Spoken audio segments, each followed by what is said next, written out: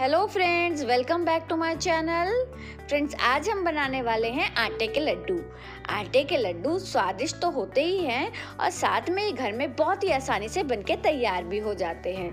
बहुत कम चीज़ों की आवश्यकता होती है आटे के लड्डू बनाने के लिए। तो चलें बनाना शुरू करते हैं। बस आपसे रिक्वेस्ट है, मेरी वीडियो पसंद आए तो इसे लाइक करें, ज़्यादा से ज़्यादा शेयर करें और मेरे चैनल को सब्सक्राइब भी ज़रूर ही करें।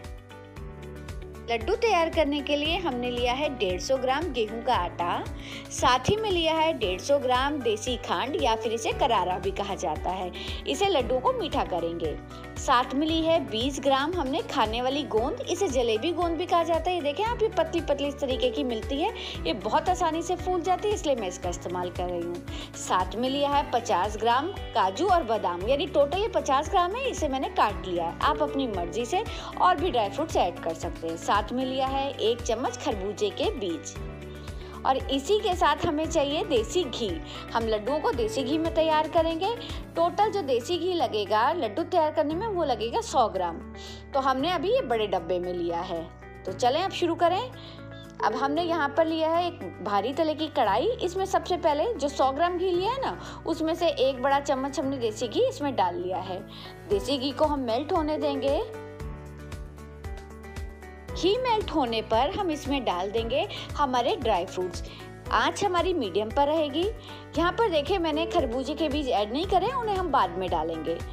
अब इन ड्राई फ्रूट्स को हम मीडियम आंच पर सेक लेंगे जब तक ये थोड़े से गोल्डन नहीं हो जाते, ताकि जब हम इन्हें लड्डुओं में डालें तो ये क्रिस्पी लगें। चलें, ड्राई फ्रूट्स पे बढ़िया गोल्डन कलर आ गया है।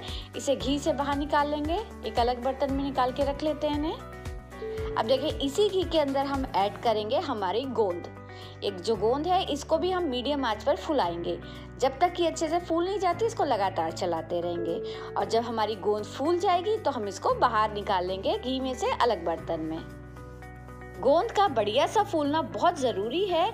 अगर गोंद फूलेगी नहीं ना, तो फिर जब आप अगर इसे लड्डू में डालेंगे ना, तो ये दांत में चिपकेगी। तो इस बात का ध्यान रखें कि गोंद अच्छे से फूल जाए, तभी इसको घी से निकालें। ये देखिए, हमारी गोंद फूल चुकी है बढ़िया सी। ये देखिए, डबल हो गई है साइज में अपने। और अब हम इसको बाहर निकाल लेते हैं घी से। देखिए, कढ़ाई के अंदर लगभग 1 चम्मच के करीब ही घी बचा है। अब जो बाकी घी है वो हम इसमें कढ़ाई में डाल देंगे और इसे मेल्ट कर लेंगे। यानी टोटल हमने 100 ग्राम घी लिया था, उसमें से थोड़ा सा पहले इस्तेमाल किया है और अब बाकी घी हमने कढ़ाई में डाल लिया है।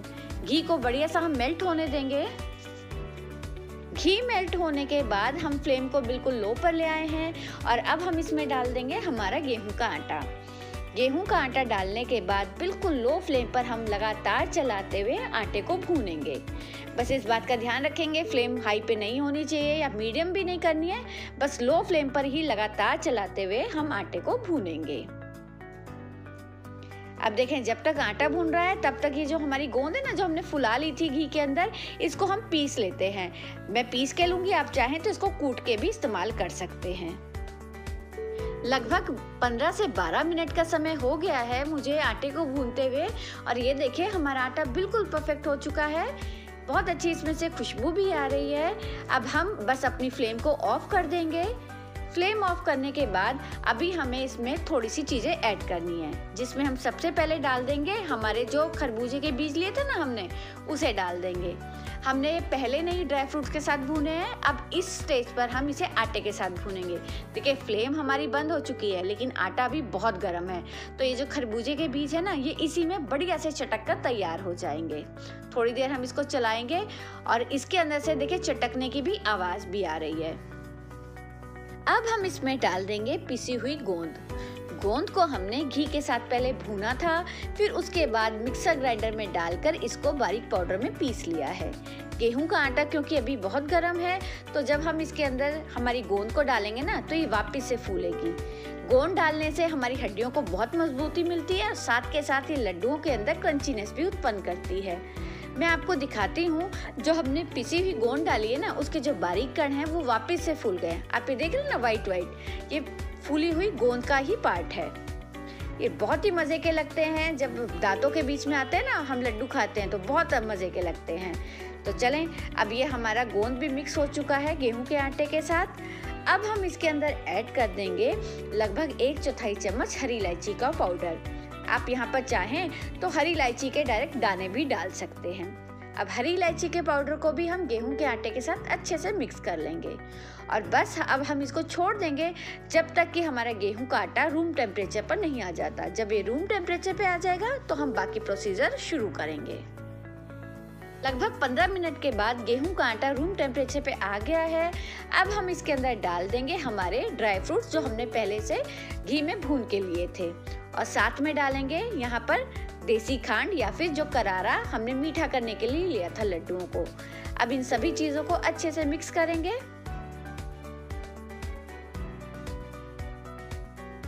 भाई देखिए, लड्डू बनाने हैं तो हाथों का स्वाद तो जाना चाहिए ना। अब मैंने स्पैटुला को साइड में रख दिया है और हाथों से अच्छे से सारे मिक्सचर को मिक्स कर लिया है। लड्डू तैयार करने के लिए मिक्सचर अब हमारा बिल्कुल परफेक्ट तैयार हो गया है। अब हम इससे लड्डू बनाना शुरू करते हैं।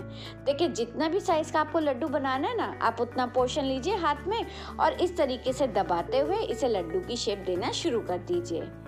मेरे चैनल पर बेसन के लड्डुओं की भी रेसिपी डली हुई है, आप उसे भी जाकर देख सकते हैं। बहुत ही मजे के लगते हैं बेसन के लड्डू और बिल्कुल हलवाई जैसे ही तैयार होते हैं। और ये देखें, हमारे आटे का लड्डू भी बिल्कुल बनके तैयार है। इसी तरीके से हम सभी लड्डू तैयार करेंगे और तैयार करते हुए हम इस तरीके से एक प्लेट में रखते भी जाएंगे। और ये देखें, हमने सारे लड्डू बनाकर तैयार कर लिए हैं। तो फ्रेंड्स, इसी के साथ तैयार है हमारे बहुत जल्दी से बनने वाले और बहुत ही स्वादिष्ट आटे के लड्डू। अगर आपको ये मेरी वीडियो पसंद आई हो ना, तो मेरी वीडियो को लाइक ज़रूर कर दीजिएगा। और अगर आप मेरी रेसिपी को ट्राई करते हैं तो प्लीज़ कमेंट करके ज़रूर बताइएगा कि आपको ये कैसी लगी। और मेरे चैनल को सब्सक्राइब तो करना ही है और फ्रेंड्स के साथ शेयर भी करना है। Thank you.